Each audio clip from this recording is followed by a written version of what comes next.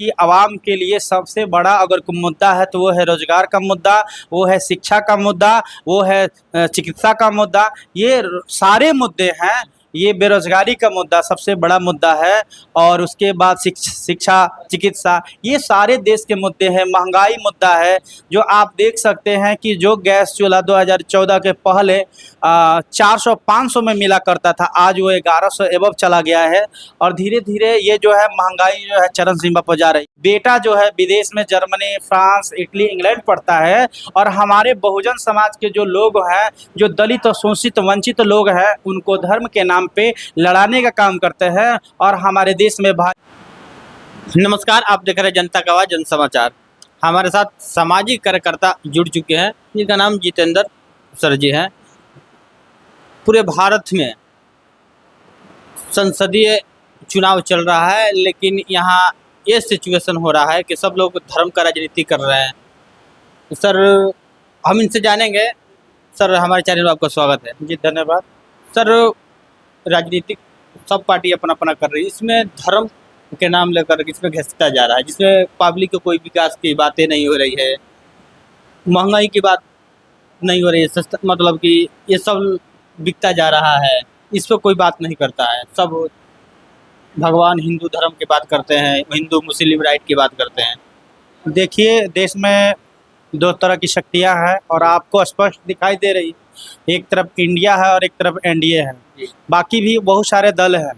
लेकिन सबसे बड़ा चीज़ है कि भारत में 2014 से लेकर अभी तक जो प्रधानमंत्री रहे, और जो जिनका मेन मुद्दा रहा, जो बीजेपी की सरकार रही, आरएसएस की सरकार रही है, जो जन विरोधी कार्य कर की। और सबसे बड़ा चीज़ है कि धीरे धीरे जो है आरक्षण को ख़त्म किया जा रहा है। इस दौर से ख़त्म किया जा रहा है कि जब कोई चीज़ सरकारी रहेगा तभी कोई लोग आरक्षण लेंगे, क्योंकि प्राइवेट में आरक्षण देने का कोई प्रावधान नहीं है। लेकिन ये धीरे धीरे आरक्षण के माध्यम से सारी चीज़ों को हनन कर रहे हैं, ख़त्म कर रहे हैं। जैसे कि रेलवे बेच दिए, है ना, बहुत सारी चीज़ों का निजीकरण कर दिया गया, एयरपोर्ट बेच दिया गया।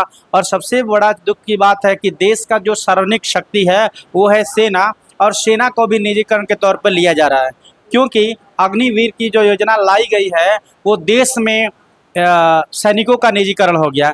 जो नौजवान 4 साल 5 साल लगातार मेहनत करता है, घोड़े की रेस लगाता है और तैयारी करता है, और तैयारी करने में इतना समय बीत जाता है, उसके बाद वो भर्ती होता है और उसको सिर्फ 4 साल की रखा जाता है, और उसके बाद फिर रिटायरमेंट मिलता है। ये दुर्भाग्य की बात है। सबसे बड़ा चीज़ है नौजवानों के भविष्य के साथ खिलवाड़ है। और इस तरह सेना का भी निजीकरण कर दिया गया है। अगर सेना का निजीकरण हो गया तो देश के लिए सबसे बड़ा खतरा है। और ये लोग बड़ी सोची समझी साजिश के तहत देश के नौजवानों के भविष्य के साथ खेल रहे हैं। और इनका मेन मकसद है कि देश में जो सेना है, सेना के अंदर जो है आरएसएस और बजरंग दल के नौजवानों को रखा जाएगा, बाकी लोगों को 4 साल के बाद निकाल दिया जाएगा। सर, एक बिहार में मनीष कश्यप है, जिसने पीछे बीजेपी के पीछे दौड़ा सीट की वजह से, फिर बीजेपी ने उनको सीट नहीं दिया, लेकिन वो फिर निर्दलीय लड़ने के ताल ठोक दिया, फिर कॉम्प्रोमाइज़ किया गया। लेकिन वही कहते हैं कि सबसे इम्पोर्टेंट मंदिर है, हॉस्पिटल नहीं है। देखिए, सबसे बड़ा चीज़ ये है कि वो बोल रहे हैं कि उनका एजेंडा है कि सबसे बड़ा मंदिर है, लेकिन जी नहीं। अगर देखा जाए तो देश की आवाम के लिए सबसे बड़ा अगर कोई मुद्दा है तो वो है रोजगार का मुद्दा, वो है शिक्षा का मुद्दा, वो है चिकित्सा का मुद्दा। ये सारे मुद्दे हैं। ये बेरोजगारी का मुद्दा सबसे बड़ा मुद्दा है, और उसके बाद शिक्षा, चिकित्सा, ये सारे देश के मुद्दे हैं। महंगाई मुद्दा है, जो आप देख सकते हैं कि जो गैस चूल्हा 2014 के पहले 400-500 में मिला करता था, आज वो 1100 एबव चला गया है। और धीरे धीरे ये जो है महंगाई जो है चरम सीमा पर जा रही है। और जिस रफ्तार से महंगाई बढ़ रही है, उसी रफ्तार से बेरोजगारी भी बढ़ रही है। क्योंकि आप देख सकते हैं कि जब से बीजेपी की सरकार बनी है तो नौजवानों के भविष्य के साथ खेला जा रहा है, और वो लोग जो हैं किसी तरह का बहुत कम ही जो है रोजगार के अवसर निकाल रहे हैं। उन लोगों को, नौजवानों को से कोई विशेष मतलब नहीं है। और जो था भी, जो सरकारी था, जो लोग लाइफ टाइम के लिए जितना 60 साल का जो उम्र होता है उस तक नौकरी करते, ये सारी चीज़ों को धीरे धीरे ख़त्म करके निजीकरण कर दिया गया। सर, अभी 25 मई को बक्सर ज़िले में आए थे नरेंद्र मोदी जी। वो खुद खुले मंच पर कह रहे थे कि बक्सर जो है राम की धरती है, यहाँ भव्य मंदिर बनाया जाएगा। लेकिन वो लोग पब्लिक पर बात नहीं कर रहे हैं, महंगाई पर बात नहीं कर रहे हैं कि महंगाई इतना है कि चरम सीमा पर है, रोजगार नहीं है, इस पर बात लोग नहीं कर रहे। लेकिन हिंदू धर्म, हिंदू मुस्लिम करके ये लोग का साबित करना चाहते हैं। देखिए, ये लोग का मेन बोले ना कि ये लोग आरएसएस की संतान, आरएसएस है, और आरएसएस जो है हिटलर की तर्ज पे काम करता है। जिस तरह जर्मनी में हिटलर जो है वो क्या बोलते हैं, यहूदी एक धर्म विशेष का दुश्मन था, इसी तरह आरएसएस और बीजेपी जो है वो भारत में हिंदू और मुस्लिम की लड़ाई लड़ाना चाहती है। ये सांप्रदायिक शक्तियाँ है जो देश को तोड़ने का काम करती है। दूसरे को बोलते हैं कि ये टुकड़े टुकड़े गैंग की भी व्याख्या कर देते हैं।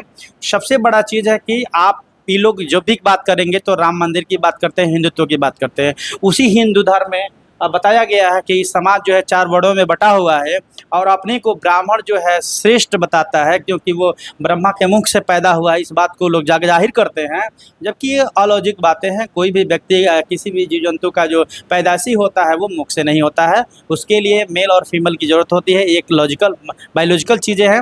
अब सवाल है कि ये लोग जब भी बात करते हैं हिंदू मुस्लिम की बात करते हैं, और देश में राम मंदिर बन जाने से गरीबी, बेरोजगारी और इन तमाम जो भी समस्या है, शिक्षा का समस्या है, इससे उसका कोई लेना देना नहीं। देश की वास्तविक जो है समस्या से नज़र हटाने के लिए जनता को दूसरे चीज़ों में फंसा देना चाहती है। और सबसे बड़ा चीज़ ये है कि जो बीजेपी का नेता है उसका देखिएगा कि बेटा जो है विदेश में जर्मनी, फ्रांस, इटली, इंग्लैंड पढ़ता है, और हमारे बहुजन समाज के जो लोग हैं, जो दलित और शोषित वंचित लोग हैं, उनको धर्म के नाम पे लड़ाने का काम करते हैं, और हमारे देश में भाईचारा को भी ख़त्म करने का काम करते हैं।